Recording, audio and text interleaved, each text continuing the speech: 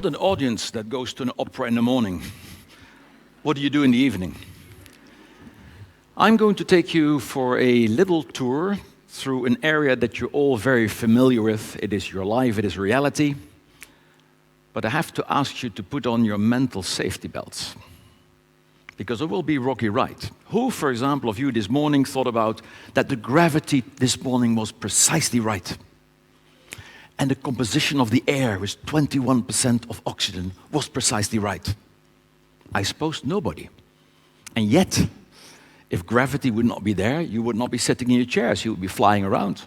Your morning's coffee would not be in your pen, the coffee would not stay even in the cup. And if we would not have 21% oxygen in the air, you would all be dead. Do you see that this is of existential importance? But you did not think about it. And you do not have to think about it, but it is part of reality. Now, I just was standing backstage. That backstage is as much part of reality as this part of a theater is. So indeed, as does the clicker work? That's not my presentation. Oh, it's a nice one though, but it's not mine. And that's not me either. Can the technicians please put on my presentation?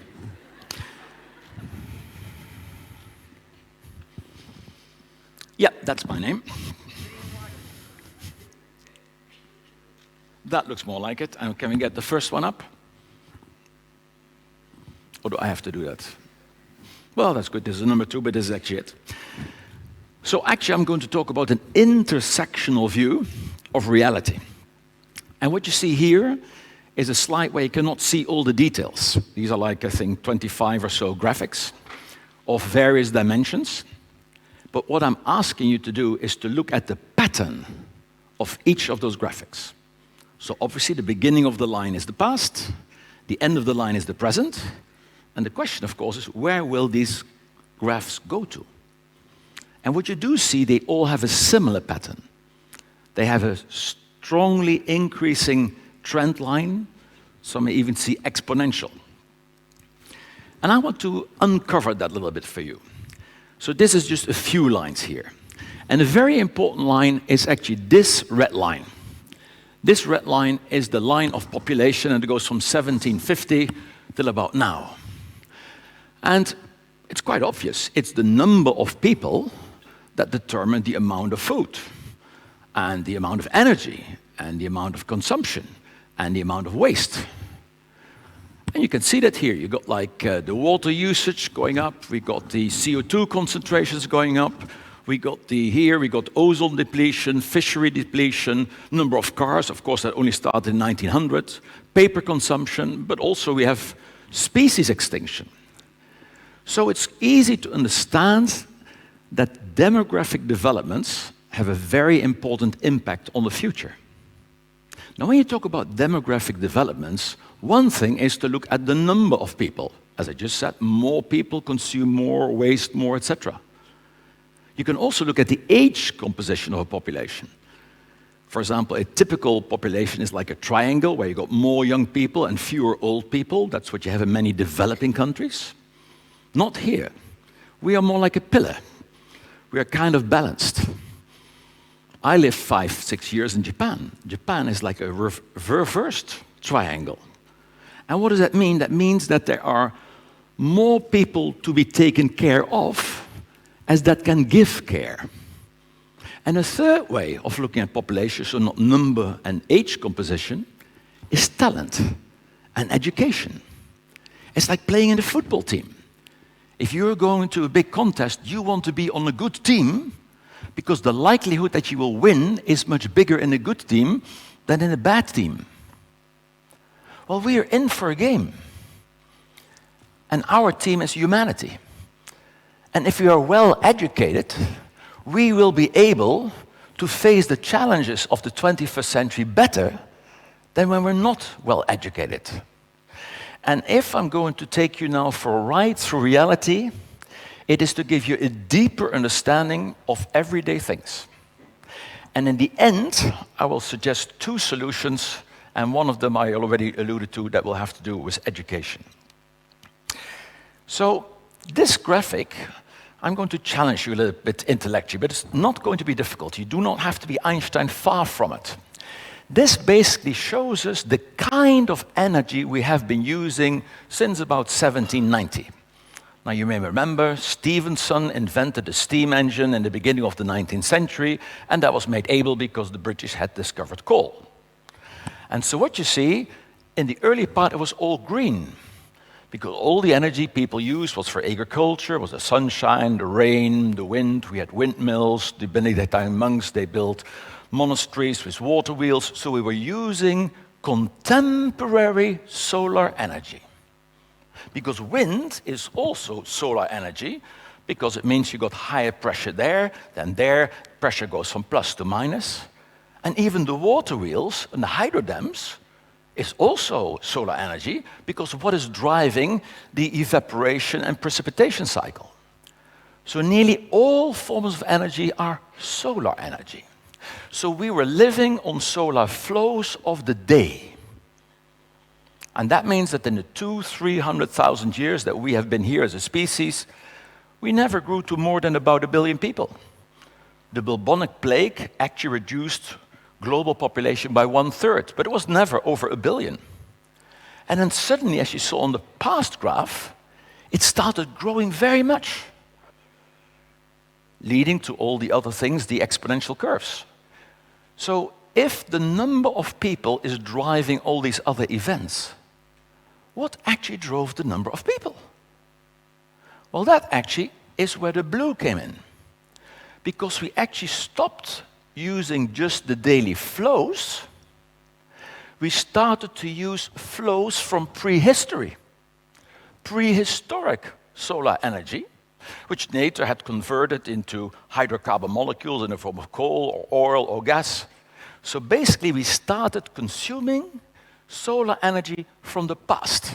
And that's why you call it fossil. It's, if you like, the solar energy that was throwing on this planet in the day that the dinosaurs were roaming around here. And so what's important here is to see the proportion. Of course, the total amount of energy we consumed was like that earlier graphs, is going up like this.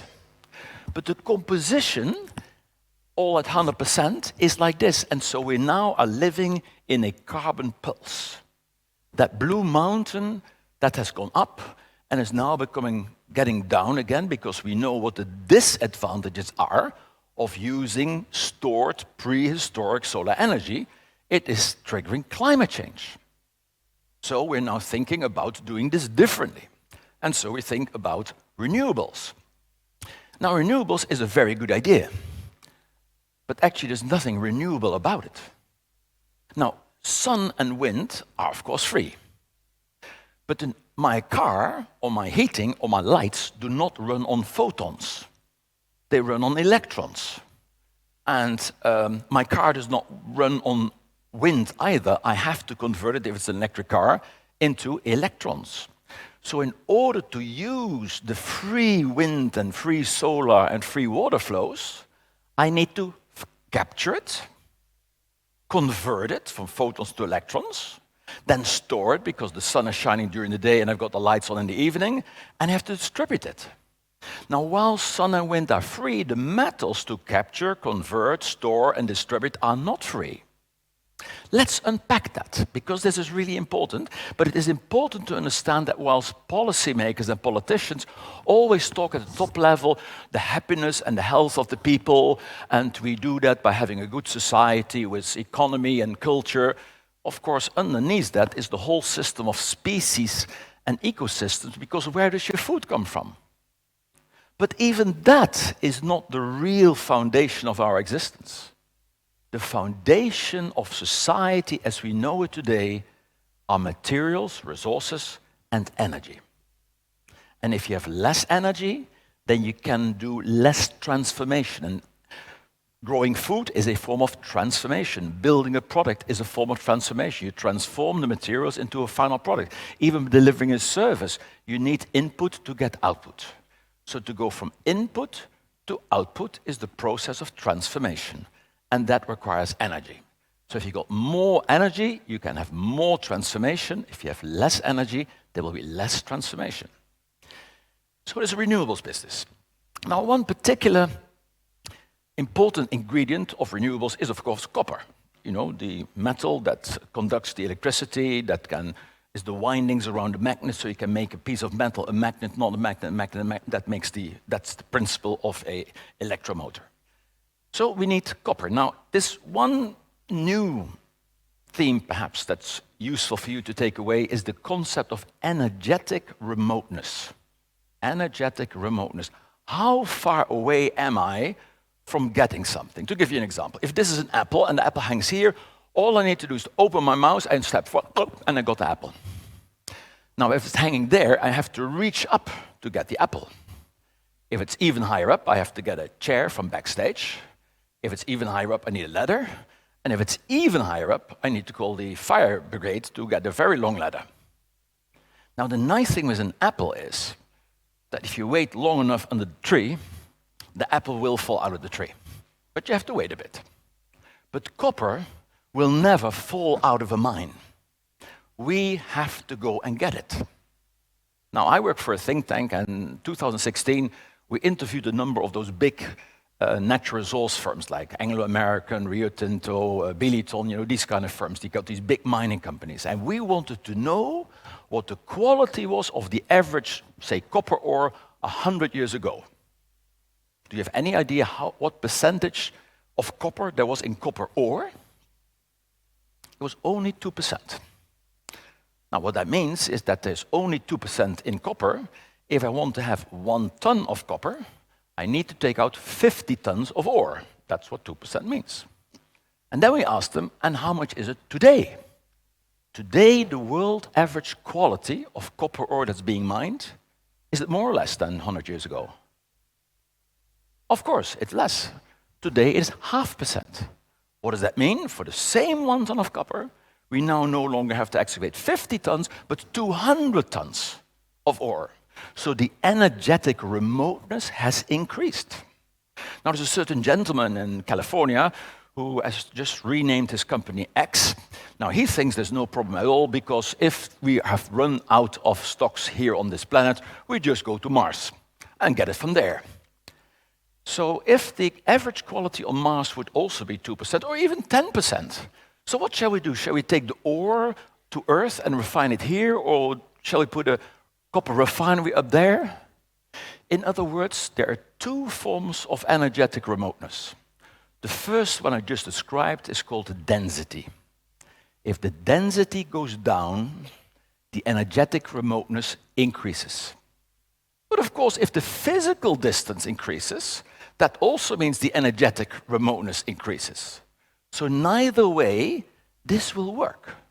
Does that mean that we should not do renewables? No, of course we should do renewables. Look, for 200,000 years, our ancestors have worked on renewables. They did it, we can do it. But we cannot run this society on renewables. Now, the good thing is that we are terribly inefficient. So we can actually gain a lot by becoming more efficient. Now, what you can see on this graph here, this is the world demand for copper since the beginning of last century. And you can see this is exponential, or increasing very much at least. And we're only at the beginning of electrification. So this graph is going berserk. And the other graph, you can see this is the Conchilo mine in Chile. The blue bars is the production of copper, so how much copper came out of that mine every year. And the red line is the energy bill. Well, if you understood what I just explained about energetic remoteness, this is the result of declining density. And that's why we need to spend ever more energy. And I talk a lot with people, about renewables or electric vehicles, and oh, this is very great, it will get cheaper. One day it will be for free. And I said, well, that's what you may think, but does physics agree with you? Because the problem with physics is, you see, ladies and gentlemen, physics has veto rights. So politicians, they try to sell you a program and, they vote for me or vote for him, etc., etc. They make all sorts of beautiful promises, including even golden mountains. That would be good. Those golden mountains, we should mine those. Maybe they can also promise copper mountains. That would be even better. But if physics does not agree, it's not going to happen. So the debates I always have, and it really disappoints me, I say, you are right. Renewables is getting cheaper. And why is it getting cheaper? Because of scale. If you do 100 of something, that is cheaper per unit than 10. And if you do 1,000, that's cheaper per unit than 100. So that's scale advantage. And then you go technological innovation. But technological innovation is often a little bit like a lemon. First time you squeeze, a lot comes out. Second time less, fifth time less. Now you may say, well, I go not in lemons, I'm in citrus fruit, I go for an orange. Okay, then you get one more jump, but it's the same pattern. So what that means is that both technological innovation and scale innovation do bring advantages, but those advantages are marginally declining. They get ever less. You get a little bit better, but ever less. Now, if you understood what I just said about mining and about the extraction industry, that follows a completely different pattern. That does not follow scale because you just said quite rightly, it's less now than it was 100 years ago, so you understand. Right now, we are in the bottom of that curve, where indeed the marginal effects of efficiency and technological innovation are still bigger per year than the increase in the cost of extraction. But it's quite simple. I do not know the exact year, but that will overtake it, and then it will get more expensive. Now, you might say, in that case, we have to do recycling. And of course, you're right. Of course, we need to recycle. But if I'm going to recycle, and we're very bad, we only recycle 12% of materials today. So that's bad news and good news. The good news is that there's a huge potential of actually having our cake and eating it, but just being more efficient and less wasteful. But you can never have 100% recycling. There's in the process always some loss, 3%, 5%, 8%, some loss. Now, as we will move to renewables, we need a lot more metals, and as we get a lot more metals in the system that we're going to recycle, then even a low percentage of wastage will get bigger. And as soon as the unavoidable loss in the recycling will be bigger than what I can bring in new from virgin mining, then the absolute availability of materials will go down. So the order is the following. First, we want something. And then it gets expensive. So I still want it, but I can't afford it. So I use less. But then, because of what I just said, if it's not there, if it's not available, you can't even have it for $1 million per ton. It's just not in the shop. What do you want? So it's very important to be aware of the implications. So what we have, this is poorly understood energy reality. And yet, have I told anything that is like Einstein or not common sense? This is all common sense what I've been saying, right? It's just I have a wide, holistic look at things, and I combine things in what Ciprian calls an intersectional way, but it is common sense. I always tell my British friends that they didn't do a great service to humanity by calling common sense, because it is not common. But so poorly understood reality, and so the sunshine is indeed for free, but making it usable is not free. And in fact, I hope you understood the difference between solar stocks and solar flows. I know that some of you from the banking sector or managers, you know what the difference is between capital and cash flow. With capital, you can do a whole lot more than just with cash flow. With cash flow, you have to wait until the cash flows in. And if you've got the capital there, you just pour out of it as you like. So what we have, the energy quality will actually decline. Because as we went from wood to coal to oil to gas, every time we jumped to a next form of energy, and it was a higher quality of energy, meaning higher exergy, more final energetic value. And now we're going to make a step whereby the quality of the energy is much less. You can't even fry an egg in the sun, not even in the summer. You can't fry an egg. You can play foul. What you do, you put it on the bonnet of your car, because that's metal, and then basically you throttle it because you used all the sun of the day, and when it has been stored in the bonnet of your car, then you can put an egg on there. But that's not a solar flow, that's a solar stock. So the stock flow concept is a very important thing to understand. So what we have is the energy quality is going down, the energy system complexity is enormously going up to keep things going. And so this is an important thing to keep in mind. And then, of course, there is another dimension, that's the global equity. How honestly have we been using all those resources? Well, this is a picture that shows perhaps a little bit in a cartoon-like way how we have been behaving in North America and in Europe. I mean, actually, it does not show Asia. I don't know why, but this is the slide that I found. So what you can see here, we've been living on a winner-takes-all game. Do you know why Greenwich Mean Time is in London? Because at the time that the world decided on the numbers of the meridians, the British were ruling the world. So they said, no, we do not want to have to all this. So 0 is here, and we count from here. So history shows you often who was the boss when certain big decisions were taken. And that, of course, does not change. And this is basically what we've been doing. And that, of course, is not to the liking of the majority of people.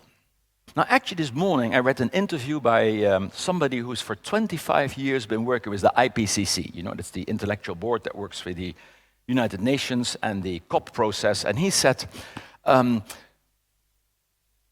biggest emitters in the world for CO2, it's actually not us. It's not us. It's India and China.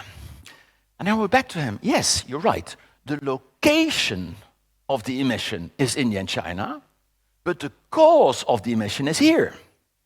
Because this is how it looks like. And actually, I worked hard with the European Commission because I worked on the construction of ETS, the emissions trading scheme. And according to the emissions trading scheme, if you closed your factory in Europe and you opened it outside Europe and then you brought the product back in again, it counted as a reduction. And I said, it's not a reduction. It is a relocation. It's still there. You just put it under the carpet.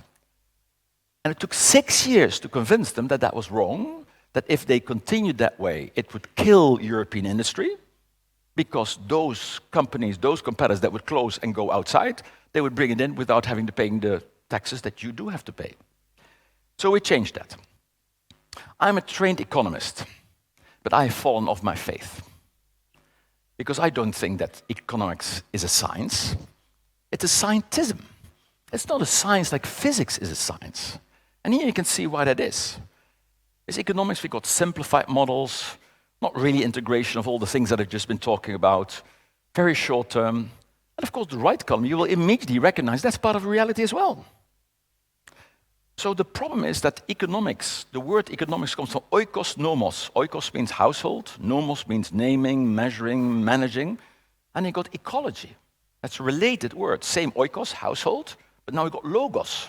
Logos is the logic, the knowledge, the know how to do it. The reason, ladies and gentlemen, why we are in the trouble that we are right now is because we've been running the household for about half a century without knowing how to run a household. Do you allow people here in Romania to drive a bus without a bus driver's license?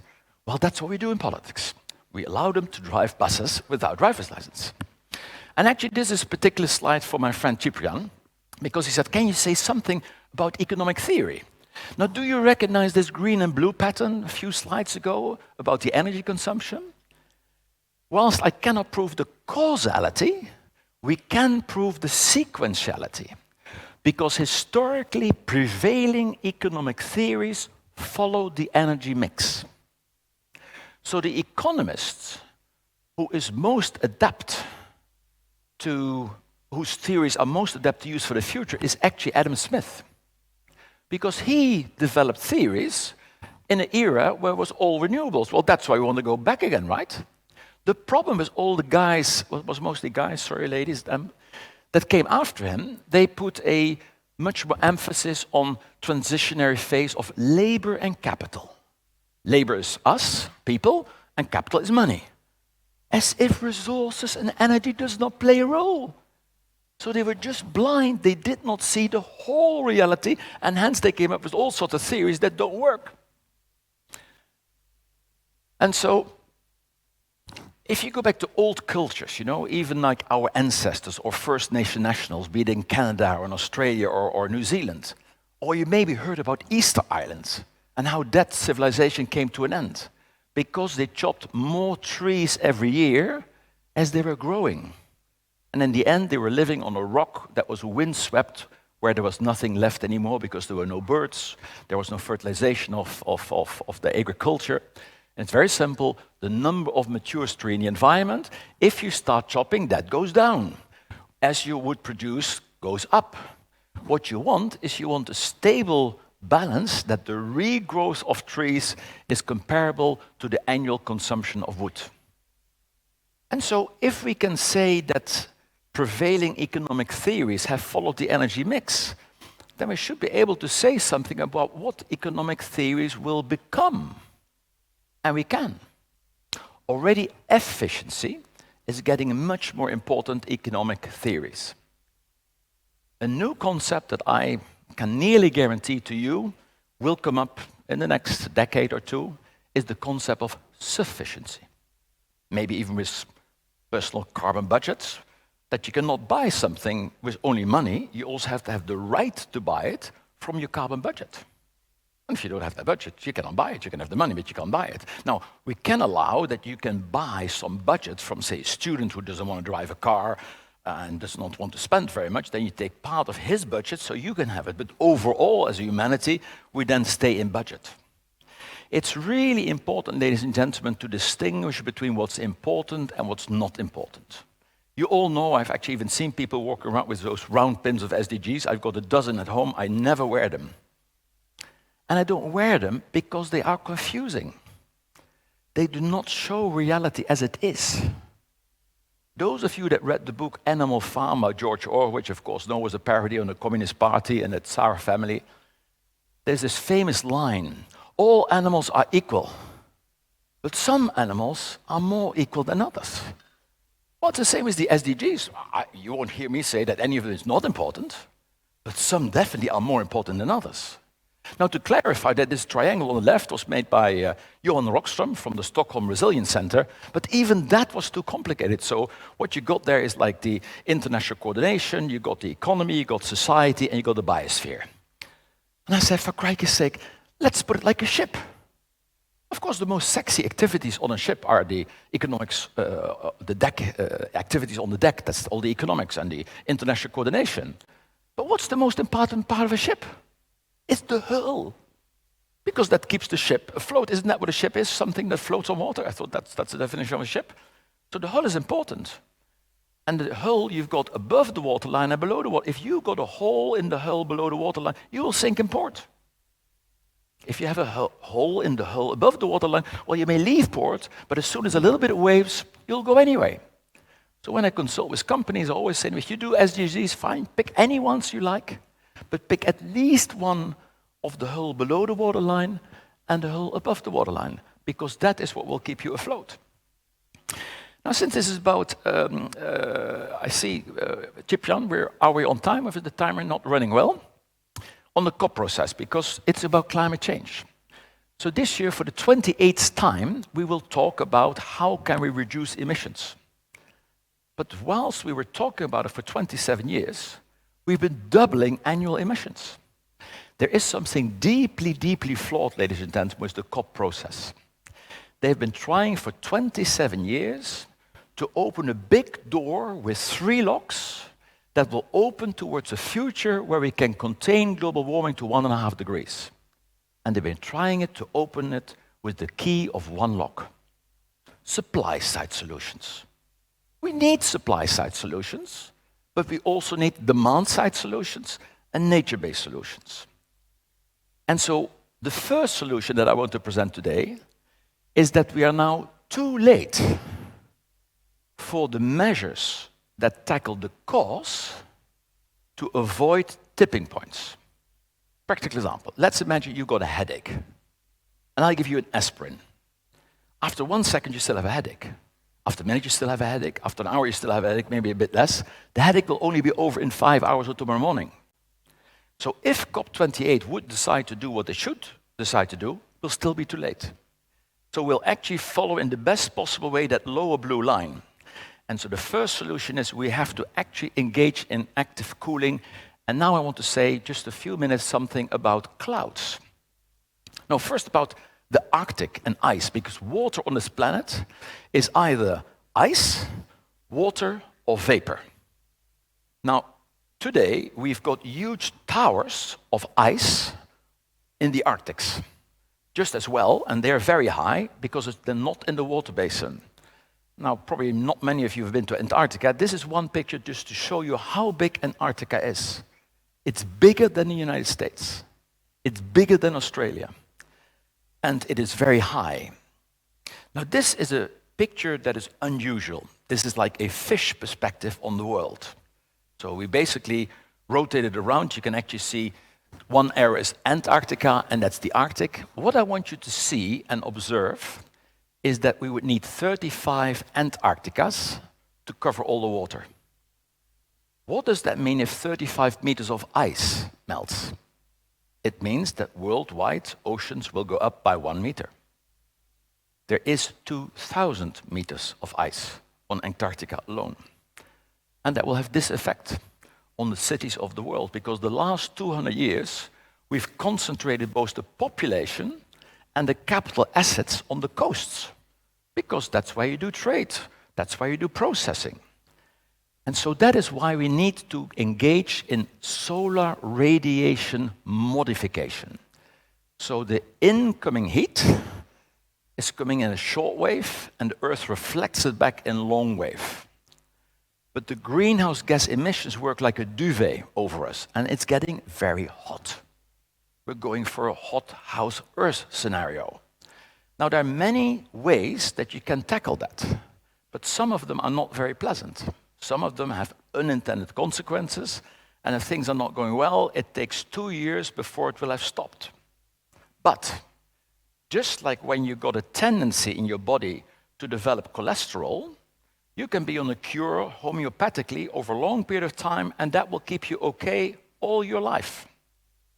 If you do not take it, when you're 50 or 60, you need a heart transplant or heart operation. So that's the same thing. So this is not if, but only a when. And so what we propose, and this is something that I learned, do you know what the difference is between a black cloud, a gray cloud, and a white cloud? It's not the amount of water in the air, it is the composition of the water. So a black cloud are few big droplets. And the cloud cannot hold those droplets against gravity, and so we all know black cloud is rain. A gray cloud can be the same quantity of water, but distributed over more smaller droplets. And there you know, that's 50-50. If you distribute it over even more droplets that are even smaller, you have a white cloud. And you know it will not rain. But because it is a white cloud, it will reflect back incoming heat. For the same reason that, for example, in Greece or in Santorini or in Africa, people paint their houses white. A white car is a cooler car than a black car. So there is a technology that actually consists just of spraying seawater under high pressure. The water will evaporate and the salt particles will go up in the dark clouds and simply change the distribution. This is homeopathic, this is biomimicry. And the last point I want to make is education. As I said earlier on, it does make a big difference what's the profile of our demography, both in number of people, age breakdown, and how well educated are they. And I would put here that we need to learn a new ABC. The nice thing about primary education and secondary education is that the grocery shop owner, a bus driver, the president, a CEO, a manager, a policymaker, a professor, a researcher, they all go through primary education and secondary education. So that is where the new ABC needs to be taught, and that ABC is to be aware and knowledgeable of what the impact is of your A actions, your B behaviors, your C choices on the ecosystem on which we all depend. Because the final line is, people need nature. Nature does not need people.